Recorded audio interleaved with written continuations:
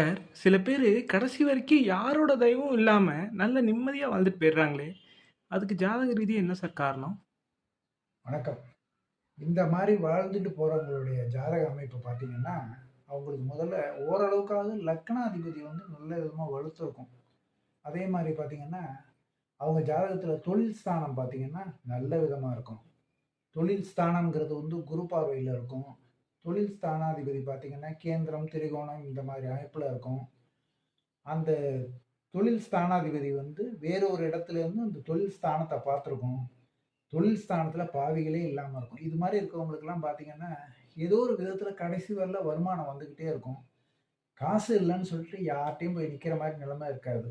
ஆனா இந்த மாரி அமைப்பு உள்ள ஜாதகங்கள்ட்ட புள்ளைங்க என்னதான் வசதியா இருந்தாலும், இவங்க கைய வந்து எதிர்பார்ப்பாங்க. அந்த மாரி சூழ்நிலை இந்த ஜாதகங்கள் உண்டு பண்ணி குடுத்துரும். இந்த மாரி கிரகங்கள் இருந்துச்சுன்னா, கடைசி வரலும் யார் கையும் எதிர்பார்க்க வேண்டிய அவசியம் இல்ல.